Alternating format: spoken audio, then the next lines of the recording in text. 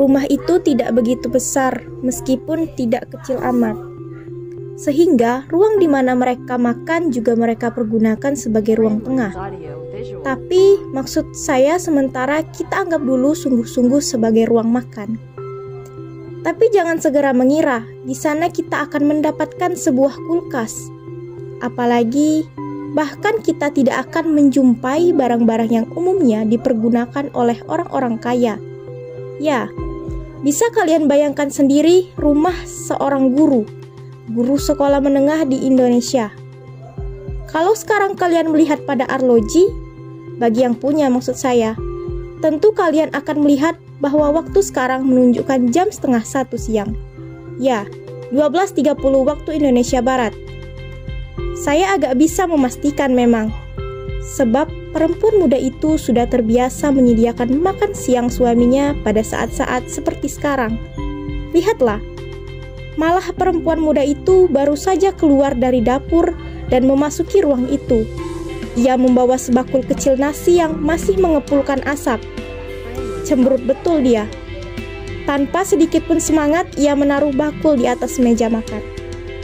Naskah monolog teater Prita Istri Kita, karya Arifin C. Nur, dengan sutradara Della Syafrita, aktris Ria Ardianti, dan narator Citra.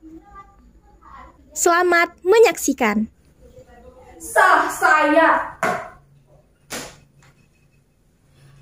Kesalahan saya yang terbesar selama ini adalah selalu membayang-bayangkan hidup ini.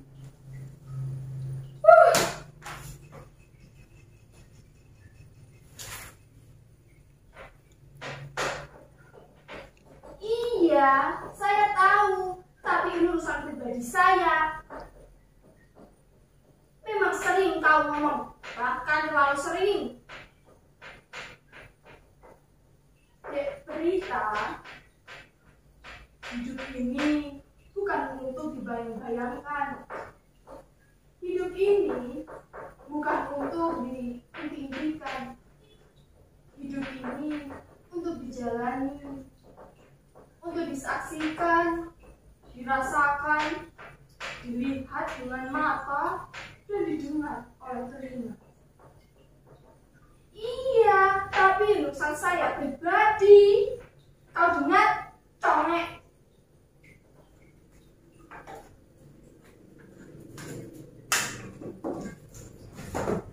Tidak ada satu orang pun yang berhak menghalangi saya untuk melamunkan sesuatu. Juga tak ada hakmu untuk melarang saya mengenangkan bekas berpacar-pacaran saya. Tak ada hakmu, Mas, untuk melarang saya melamunkan wajah si Benny Brewok itu. Itu hak saya.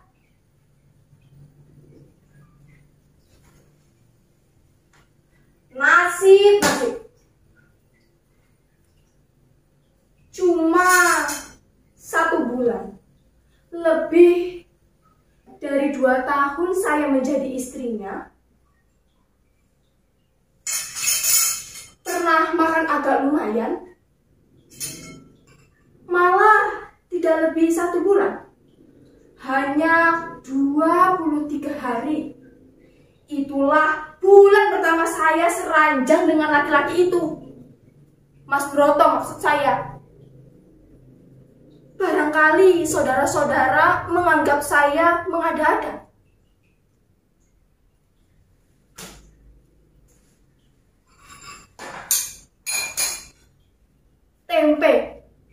Tempe saudara-saudara. Hanya 5 kerat. 5 keratnya lagi saya simpan untuk nanti malam. Sayur bening, daun bayam. Ini sungguh-sungguh gila. Apakah dunia saat ini tidak bisa menghargai seorang guru dengan layak? Mas Broto menghabiskan sebagian besar waktunya untuk mencerdaskan anak-anak bangsa. mendidik dan mengajar dari pagi hingga siang, dari siang hingga sore, dan malamnya terpaksa ia habiskan untuk kursus supaya bisa beranjak dari nasib jeleknya ini.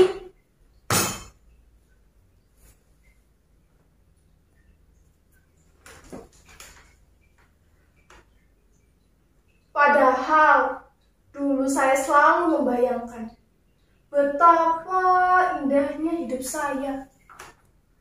Dulu saya juga selalu membayangkan betapa nikmatnya bangun pagi-pagi, menyediakan sarapan,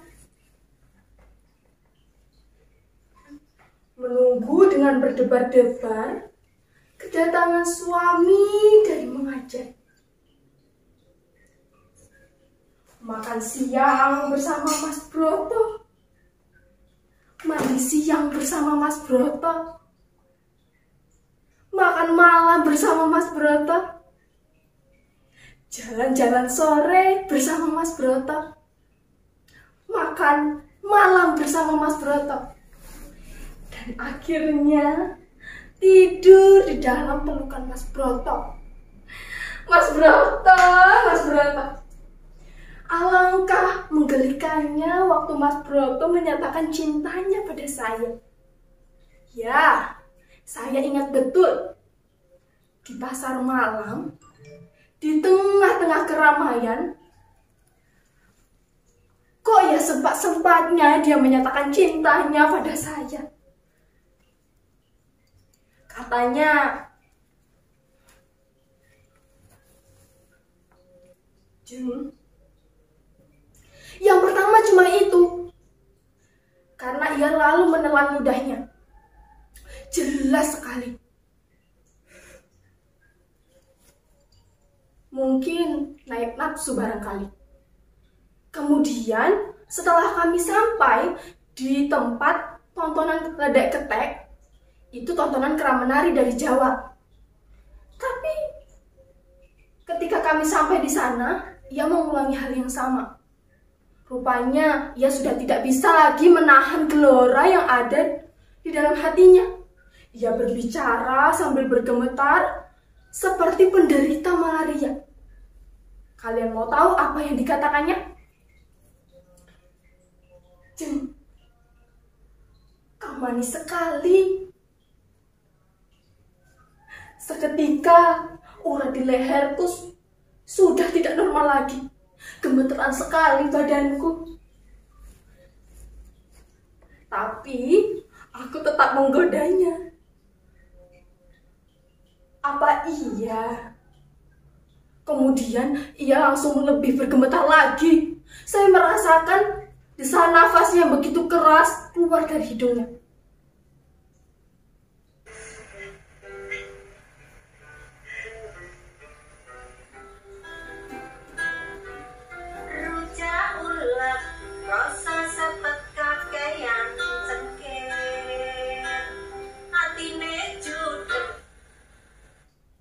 Mati radio itu. Biarkan saja. Itu radio bukan kami punya. Itu radio tetangga. Alah, apalagi radio. Beli baju yang bagus aja sudah alhamdulillah. Sebenarnya laki-laki itu bisa saja membeli radio kalau dia mau. Sayangnya dia adalah seorang pengecut yang sukar untuk diakui. Kan dia mengajar di SMP partikulir kalau sore. Saudara-saudara, suatu ketika ada seorang juragan yang datang kemari. Juragan itu punya anak yang bengalnya kayak setan. Memang setan anak itu. Kalian bisa sajalah menebak sendiri. Apa latar belakangnya jika seorang juragan datang ke rumah seorang guru? Iya, tentu saja juragan itu meminta kepada suami saya agar suami saya dapat menolong anaknya untuk naik kelas. Tapi seperti pada umumnya, juragan itu membawa amplop yang berisikan uang. Tapi suami saya menolak dan dia tetap berjanji akan tetap membantunya. Memang konyol itu. Untung saja saya mendengar bahwa anak itu benar-benar tidak naik kelas. Syukurin.